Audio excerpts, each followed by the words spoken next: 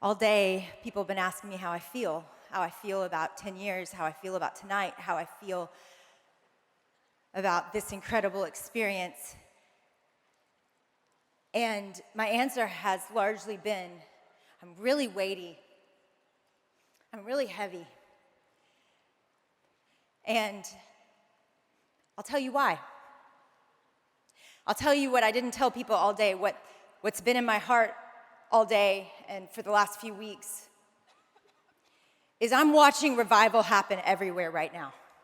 I go to a college, we preach Jesus, people confess their sin, they want God, they come forward, they pray the prayer to receive Jesus, and then we go outside and we dunk people. This happened spontaneously at Auburn. It's happened in different ways at different schools. And this Friday it happened in Tallahassee at the second most party school in the United States of America. These kids planned a lot of this, and they drove buses around and they picked up people that were drunk and said, there's a free concert, come on. So Friday night, we're preaching to who knows who, and y'all, people are just getting saved. Yeah, it's amazing. And then many come forward, hundreds come forward. And so then we say again, we didn't plan it, but we said, okay, do y'all want to get baptized? And they all yelled, and we went out to the fountain where all of these kids get drunk all the time.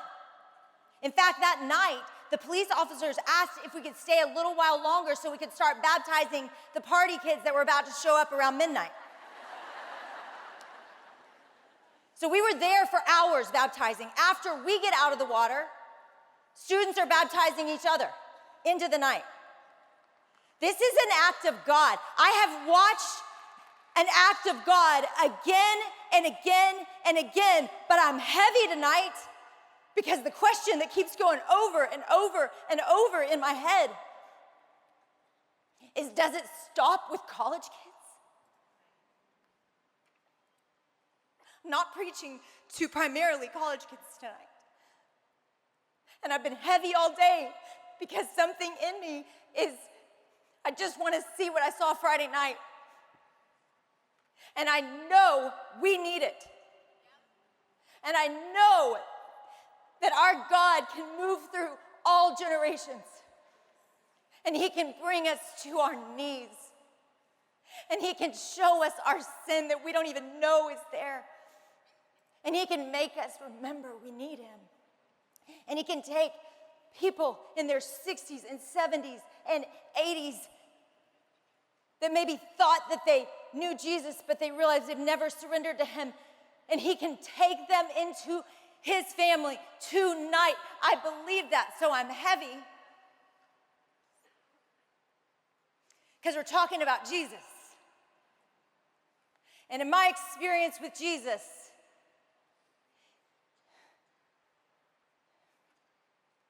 everything changes because of him. This image, though, tonight, it's in my head. You know, I think we have a choice. Tonight, it is, it's revival or stuck. Because stuck happens to us over time. And I believe it is the great strategy of the enemy. And it's subtle, and it doesn't happen overnight. It happens gradually over time. The first thing that'll happen is a circumstance in your life will happen to you, and you will feel like this circumstance is difficult.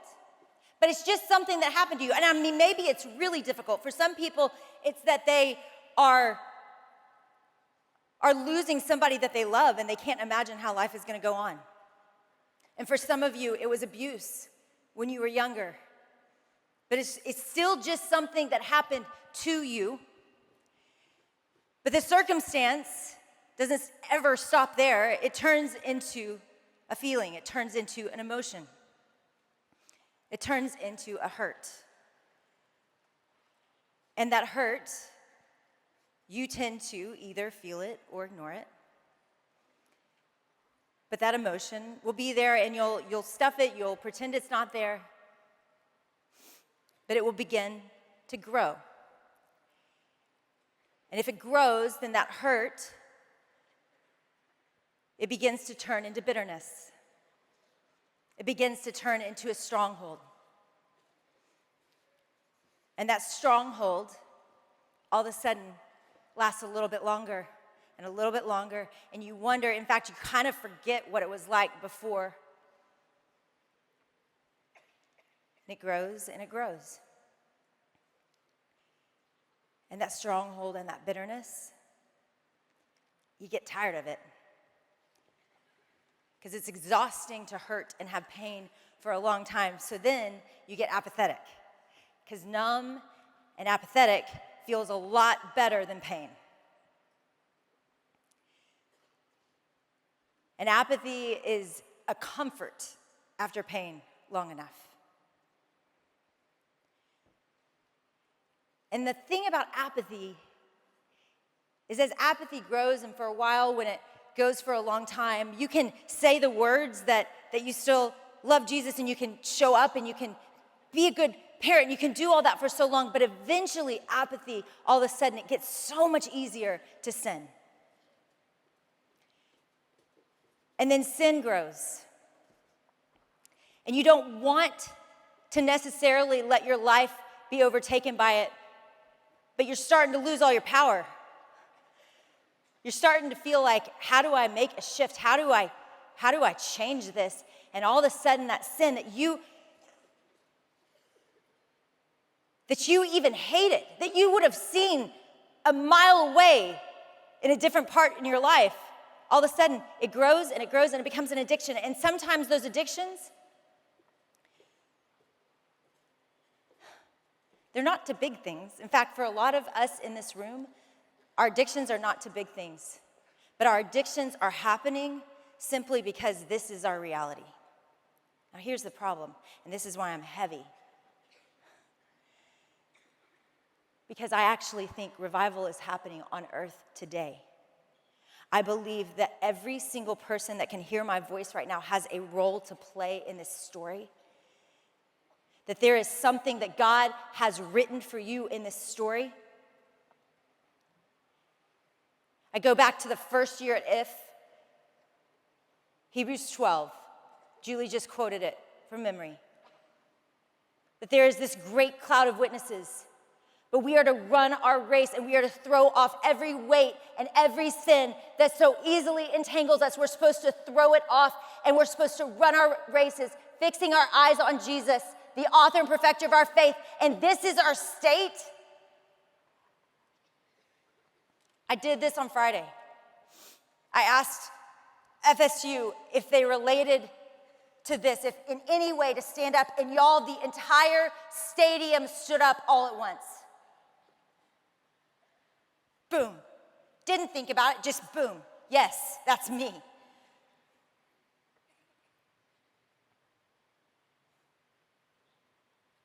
This is the tension. This is why I'm heavy.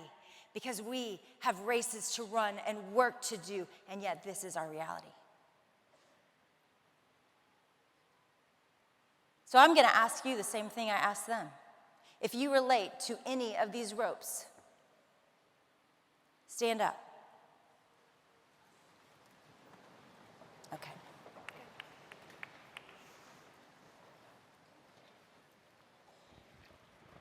And I will say to you the same thing I said to them that night. Go to hell, Satan.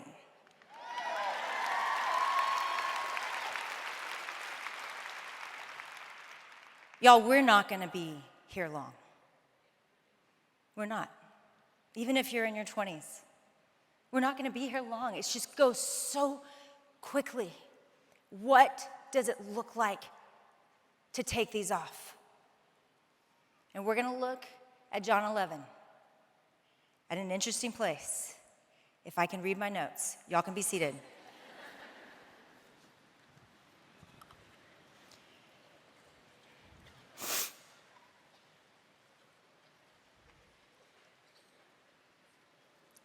We're going to look at a verse, Jesus wept. Jesus wept. It is a verse we probably, if you ever have been to Sunday school, you knew it was the shortest verse in the Bible.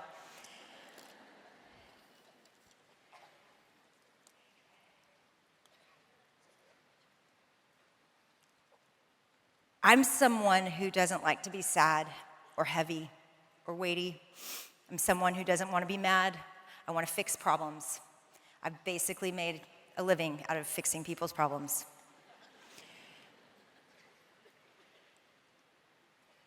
And we come to this story in John 11. Jesus' best friend has died, and two of his other dearest friends, Mary and Martha, are in grief, deep grief. And he knows that he's going to heal them because he tells his friends, he said, you know what, we're going to go because Lazarus is asleep and we're going to wake him up. So he announces to his friends what he's going to do. He knows he's going to heal him. So he shows up to Lazarus' tomb, and Martha is ticked. I mean, mad. In fact, she lets him have it. If you had been here, this would not have happened. If you would have been here, this would not have happened. And he does something beautiful. He actually comforts her. He says in John 11:25 and 26, he says, I am the resurrection and the life. The one who believes in me will live even though they die. And whoever lives by believing in me will never die. He tells her, I can solve this problem. I have the solution. I am the resurrection and the life. He comforts her with the hope that only he could give. Nobody else could give that hope, but he gives it. And then he comes to Mary, the other sister of Lazarus, and she falls at his feet weeping, just like we saw. And the scripture named that he was deeply troubled and moved by the weeping of Mary. He was deeply troubled and he was moved by Mary. It says, when Jesus saw her weeping and the Jews who had come with her also weeping, he was deeply moved in his spirit and greatly troubled. And then verse 34, and he says, where have you laid him? And they said to him, Lord, come and see. Jesus wept. There's this moment where Jesus in his mind knows what he can do. If it were me, because I like to fix problems and not cry, I would have shown up and said, hey, don't be mad. Don't be sad. Guess what? Like I would just kill that miracle. Be like, look at this. I would be so excited to show that I can solve their problem. It's not what Jesus did. It's not what Jesus did. He stops and he weeps with her. Now, I want you to go back to this place. Most of you stood up. This stuck place that we're in. And I want you to think about how you think God views this. Okay? All this big old tangled mess we've made. I want you to think, you stood up, so I want you to imagine this is you. How does God view you? How's he looking at you right now? For the mistakes you've made, for the circumstances that have happened to you, for the feelings that you've felt, for the sin that you've committed, for the addictions possibly that have grown in your life, how is he viewing you? I want you to think of a word. I want you to think, this is what I feel like most of the time. This is how he's viewing me.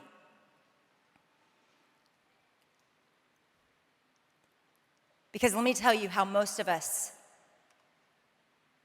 live. It's as if God is disappointed in us regularly. It is as if whatever we're going through, we are a disappointment to him in this mess. And then there's this little bitty verse. Jesus wept. Jesus wept. It changes everything because all of a sudden now, empathy for our brokenness and our weakness enters. See, what we do to each other, we don't weep with each other. We don't mourn with those who mourn. We look at each other and say, no, it's going to be okay. He's in heaven. Do you have enough faith?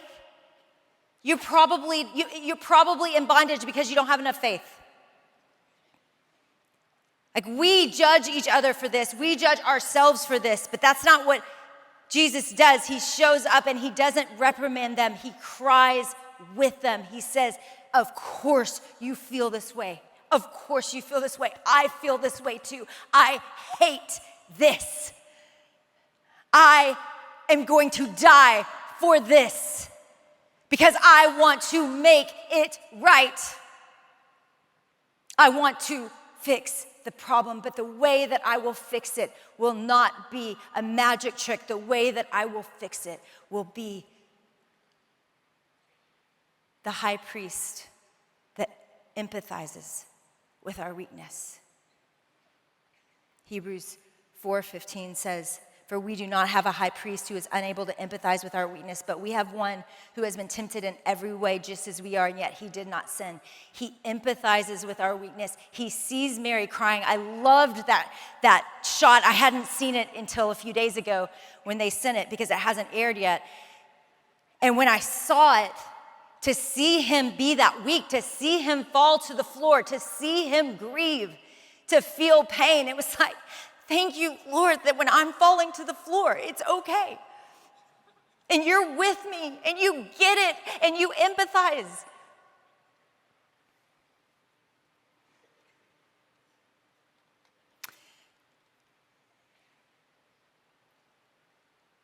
If you know me, you know I love the Bible. And I also love science because so often science can prove the Bible.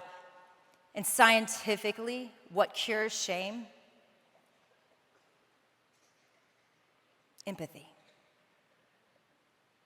And we have a God that empathizes with us. Jesus empathizes with you. And let me tell you how it changes everything. Somebody help me. Gracie. Let me show you how it changes everything. So the stronghold and the sin, let's rewind. Let's go back to the sadness. Let's go back to the circumstance because you probably remember that. It probably happened when you were young. Something you remember. And let's go back to that moment and go, what if God's purpose and gift of emotions is not a punishment and not something that he's judging, but something that he wants to use in our lives? What if we allow that emotion and that hurt to connect us to him? That's the purpose.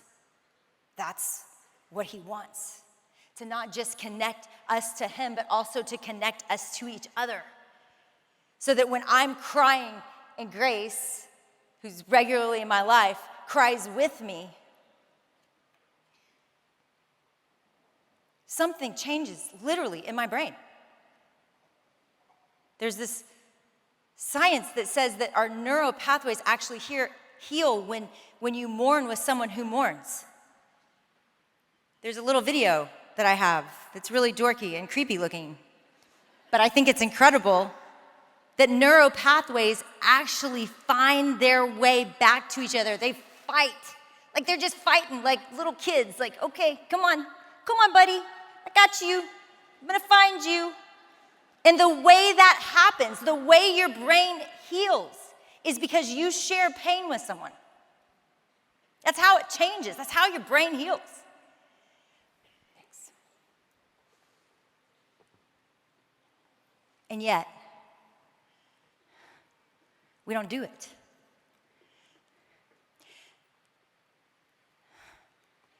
You know what's happening with all these college kids?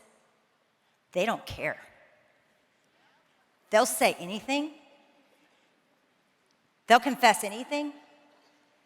They don't care. Do you know why? Because they want to be free. Do you know why they will get baptized in front of their friends they were partying with the night before? Because they don't care. Because they want God more. Because they want to be free more than they want their reputation. They want to be free more than they want people's affirmation. They want to be free. Do you want to be free. Because there is a way to that. And all of you stood up, so you've already told on yourselves.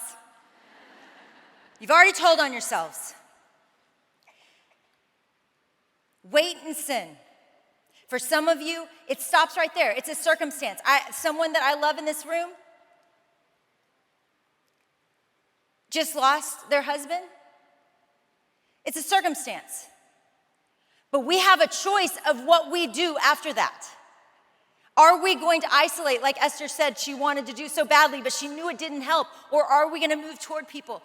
Are we going to let it sink in and all of a sudden we become apathetic and we don't care if we're sinning anymore? We don't care if we're addicted anymore. We don't care about holiness anymore. We don't care about souls anymore because all of a sudden all we want to do is numb and cope and deal with the mess of all this.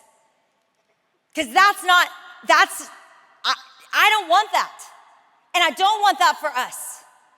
Because there's a race set before us, and an author and a perfecter of that race and of us, and he is calling us to run, I believe, in ways that is so unique in our generation. Guys, the harvest is plentiful, and the workers are few because everybody's stuck. And we need you in the game. And we need you in the race. And I don't want to miss what's happening for them. I want it to happen in this room. The reason I'm heavy is I can't control things like that. I can't control things like that. God does things like that. But I'm going to give you a chance to respond to God. I'm going to give you a chance to connect your pain to someone else, and I'm going to give you a chance to connect your pain to God. If you want to. Revival, the word, it is to revive your heart. We just sang about it earlier. It's to make your heart new. It's to wake it up, to refresh it, to heal it. And the way that I have seen that done again and again and again is simple. It's not complicated. It's that we say out loud the ways we need God. We say out loud our weight and our sin. We say it, and we say the last 2% of it. We don't say the easy thing. We say the thing that is really hard, that your heart races and you don't want to say it. You don't say people-pleasing. You say lust. You say the thing that you don't want to say. And for some of you, you will be so scared to say it, but I'm telling you, all the power is in what you're hiding. All the power is in what you're hiding. So when you bring it to the light, the enemy has no power over you.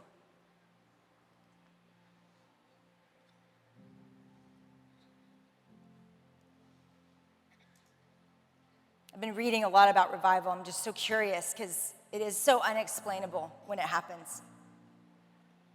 And I want it. You know, you just want God to, when you've experienced God blowing and the wind of God moving, you want more and more of it.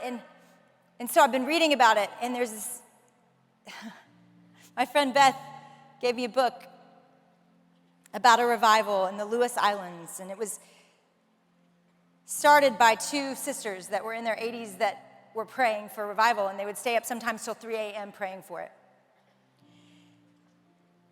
And more people started praying, and after several weeks of praying like that, one evening, while the church leaders, men and women, were there in a barn, a young deacon read from Psalm 24, 3-5. Who shall ascend to the hill of the Lord? Who shall stand in his holy place? He that hath clean hands and a pure heart, who hath not lifted up his soul unto vanity, nor sworn deceitfully. He shall receive the blessing from the Lord and righteousness from the God of his salvation. And when he closed his Bible, he looked at everybody and he said this, which applies so much. Because we're praying for revival. We're praying for the next generation. And this is what he said. He said, it seems to me, it's a little Jennie interpretation here, to be such a joke, to be praying as we are praying, to be waiting as we are waiting, if we ourselves are not rightly related to God. And then he prayed this: God, are my hands clean? Is my heart pure?